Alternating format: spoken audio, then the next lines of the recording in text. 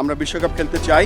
এই মুহূর্তে আমরা ইন্ডিয়াতে যেতে চাই না। ওই ঘটনার পরে কি এমন চেঞ্জ হয়েছে ভারতের যে আমরা ভাবতে পারবো যে ভারতে আবার কোনো উগ্রবাদী আস্ফালন হবে না?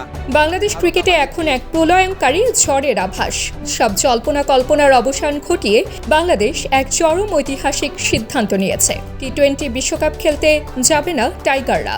আইসিসির আড়ালে থাকা ভারতের দাদাগিরি আর বিমাতা সুলভ আচরণের মুখে দাঁড়িয়ে বাংলাদেশ আজ স্পষ্ট জানিয়ে দিল, ক্রিকেট আগে, দেশের সম্মান, নিরাপত্তা। উগ্রবাদীদের কাছে মাথা নত করে ভারতীয় ক্রিকেট বোর্ড তাকে ভারত থেকে বের করে দিচ্ছে। সোজা কথা, আইসিসি যে টুর্নামেন্টটা তো ভারতেই হবে।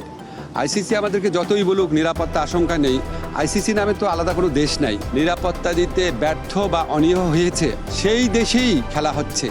সেই দেশের পুলিশ, সেই দেশের সিকিউরিটি এজেন্সিরই দায়িত্ব হবে ক্রিকেটারদেরকে নিরাপত্তা দেওয়া।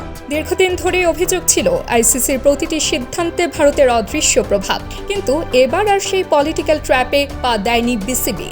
বাংলাদেশের ক্রীড়া উপদেষ্টা এবং বিসিবি কর্মকর্তারা একমত হয়েছেন যে ভারতের স্বার্থ রক্ষা করতে গিয়ে আইসিসি যেভাবে বাংলাদেশকে ছোট করার চেষ্টা করছে তার যোগ্য জবাব হবে বিশ্বকাপ বয়কট। আমরা মনে করি আমরা আইসিসি থেকে সুবিচার পাই নাই।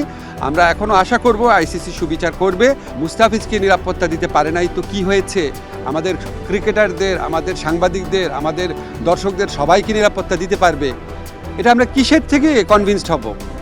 আমাদেরকে এই বিষয়ে কনভিন্স করার জন্য আইসিসি কোনো চেষ্টা করে নাই। এমনকি ভারত সরকারের পক্ষ থেকে যে আমাদের কনভিন্স করানোর চেষ্টা করা যে যেই ঘটনাটা ঘটেছে মুস্তাফিজের ক্ষেত্রে এটা একটা আইসোলেটেড ঘটনা বা আমরা এটার জন্য সরি, কোনো রকম যোগাযোগের চেষ্টা করে নাই, কোনো রকম কনভিন্স করার চেষ্টা করে নাই। ফলে আমাদের ডিসিশন পরিবর্তন হওয়ার কোনো রকম স্কোপ নাই। আইসিসি এবং এর পেছনের শক্তিগুলো ভেবেছিল 24 ঘন্টার ডেডলাইন দিলেই বাংলাদেশ হয়তো কম্প্রোমাইজ করবে, কিন্তু বিসিবি সভাপতি আমিনুল ইসলাম বুলবুল সরাসরি চ্যালেঞ্জ ছুড়ে দিয়েছেন। তিনি বলেন, একটি আন্তর্জাতিক সংস্থা এভাবে ডিক্টেটরশিপ চালাতে পারে না। একটা ওয়ার্ল্ড অর্গানাইজেশন এভাবে 24 ঘন্টা বেঁধে দিতে পারে না। Will keep fighting. Bangladesh cricket নিয়ে আমরা খুব গর্ব বোধ করি, কিন্তু ওয়ার্ল্ড ক্রিকেট নিয়ে আমরা সন্দিহান। আমরা সকলে বলছি যে শ্রীলঙ্কা কো হোস্ট না। শ্রীলঙ্কা হাইব্রিড মডেলের একটা অংশ, যেখানে অন্য অন্য দেশের খেলাগুলো হচ্ছে সেখানে। সেই দিকে তাকিয়ে আমরা বলেছিলাম যে যেহেতু এটা হাইব্রিড মডেলটাও হয়েছে বিকজ অফ সিকিউরিটি এবং গভর্নমেন্টের অনীহার কারণে, আমরা সেই লাইনেও তাদের আইসিসিকে বলার চেষ্টা করেছি এবং বুঝিয়েছি, কিন্তু তারপরে আমাদের আবেদনকে খারিজ করে দেওয়া হয়েছে। বাংলাদেশ ক্রিকেটের জন্য একটি বিশাল মার্কেট ভ্যালু। বিসিবি স্পষ্ট হুঁশিয়ারি দিয়েছে, বাংলাদেশের মতো জনবহুল ক্রিকেট নেশন যদি বিশ্বকাপ থেকে সরে দাঁড়ায় তবে আইসিসি এবং তাদের স্পন্সররা কয়েকশো কোটি টাকার ফাইন্যান্সিয়াল লসের মুখে পড়বে। বাংলাদেশকে একঘরে করার চেষ্টা এখন আইসিসির জন্যই বুমেরাং হবে।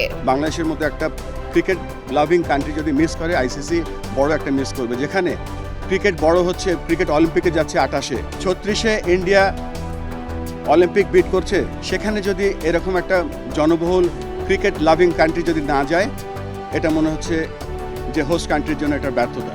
ক্রীড়া উপদেষ্টা আসিফ নজরুল সাফ জানিয়ে দিয়েছেন, আন্তর্জাতিক ক্রিকেটে দাপট দেখানো চেয়ে দেশের মানুষের কাছে ক্লিয়ার ইমেজ ধরে রাখা বেশি গুরুত্বপূর্ণ। ভারতের প্রচ্ছন্ন ইশারায় আইসিসি যেভাবে ভেন্যু পরিবর্তন বা নিরাপত্তা অজুহাত তুলে বাংলাদেশকে বঞ্চিত করতে চেয়েছিল, তার বিপরীতে প্রতিরোধ ক্রিকেট ইতিহাসে এক অনন্য নজির হয়ে থাকবে। মাথা নত করে নিজের দেশের মানুষকে সিকিউরিটি রিস্কের মধ্যে ফেলে শুধু খেলোয়াড় না, দর্শক এবং সাংবাদিকদেরকে ঠেলে দিলে কি ক্ষতি হতে পারে সেটাও আপনাদের সবার বিবেচনা নেওয়া হচ্ছে।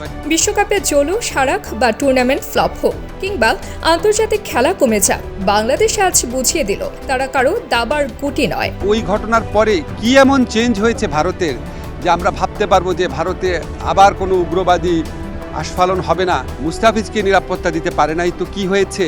আমাদের ক্রিকেটারদের, আমাদের সাংবাদিকদের, আমাদের দর্শকদের সবাইকে নিরাপত্তা দিতে পারবে। আমরা বিশ্বকাপ খেলতে চাই।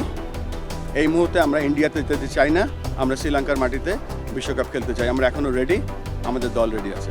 টি-20 বিশ্বকাপ বয়কটের এই সাহসী সিদ্ধান্ত ক্রিকেট দুনিয়ায় বাংলাদেশের এক নতুন ও শক্তিশালী আইডেন্টিটি তৈরি করলো। আশা করব আইসিসি আমাদের জেনুইন সিকিউরিটি রিস্কটা সুবিবেচনার সাথে নিয়ে আমাদেরকে শ্রীলঙ্কায় খেলার সুযোগ করে দেবে।